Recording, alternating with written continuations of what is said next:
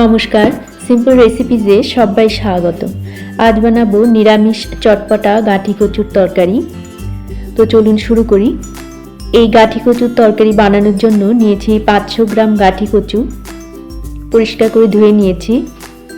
গাঠি কচুটাকে একটু সেদ্ধ করে নেব। প্রেসার কুকারে অল্প জল দিয়ে ঢাকা বন্ধ করে একটা সিটি দিয়ে নেব।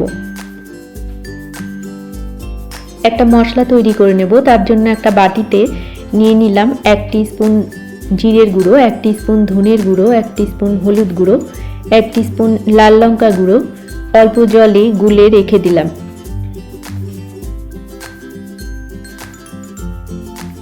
প্রেসার কুকার ঠান্ডা হলে গাঠি কচু বের করে নিয়েছি। এবারে গাঠি কচুর খোসাটাকে ছাড়িয়ে নেব।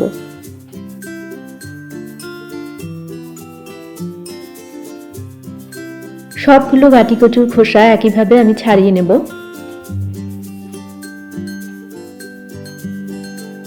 এবারে একটা ছুরির সাহায্যে 4 টুকরো করে কেটে নেব।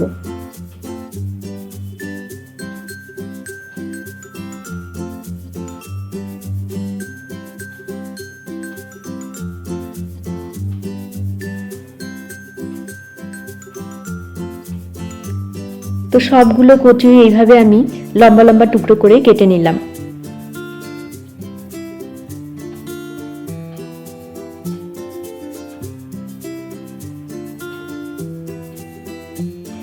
গ্যাসে কড়াইতে 2 টেবিল স্পুন সরষের তেল গরম করে নিয়ে দিয়ে দিলাম 2টো শুকনো লঙ্কা, 1 টিস্পুন গোটা জিরে, 1/4 টিস্পুন জোয়ান, 1 পিঞ্চ হিং।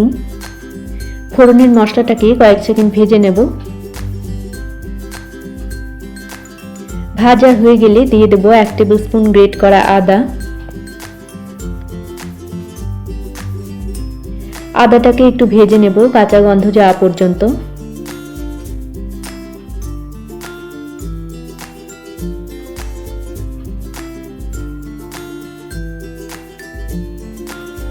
যে মশলাটা গুলে রেখেছিলাম ওটা দিয়ে দিলাম।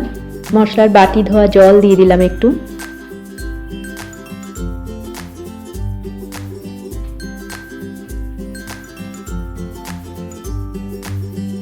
এক টেবিল স্পুন কাঁচা লঙ্কা কুচি দিয়ে দিলাম। মশলাটাকে ভালো করে কষিয়ে নেব একটু সময় নিয়ে, যতক্ষণ পর্যন্ত মশলা থেকে তেল ছেড়ে দেয়।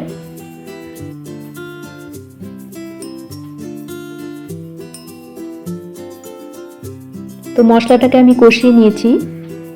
এবারে দিয়ে দিলাম সেদ্ধ করে রাখা গাঠি কচু। মিশিয়ে নেব।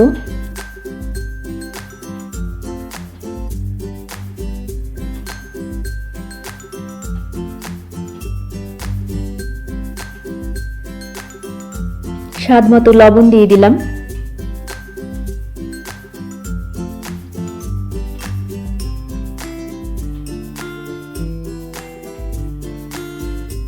এক টিস্পুন আমচুর পাউডার দিয়ে দিলাম। সবকিছু ভালো করে মিশিয়ে নেব।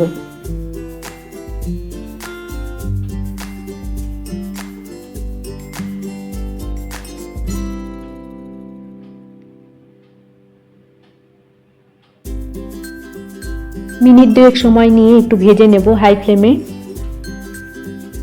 আমাদের নিরামিষ চটপটা গাঠি কচুর তরকারি প্রায় তৈরি। সব শেষে দিয়ে দেব 1 মুঠো ধনেপাতা কুচি,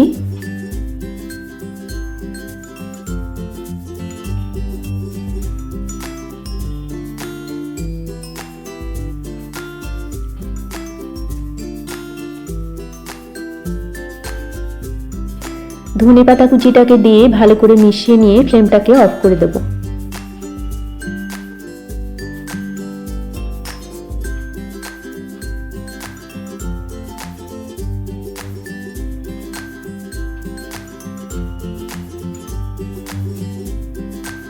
তো তৈরি হয়ে গেল নিরামিষ চটপটা গাঠি কচুর তরকারি। সকালের জলখাবারে রুটির সাথে সার্ভ করব। রেসিপি ভালো লাগলে আপনারাও এইভাবে বাড়িতে বানিয়ে দেখতে পারেন। আশা করি আপনাদেরও ভালো লাগবে। সবাইকে ভালো থাকার শুভেচ্ছা জানিয়ে আজকের মতো এই পর্যন্তই। দেখা হচ্ছে পরবর্তী পর্বে। ধন্যবাদ।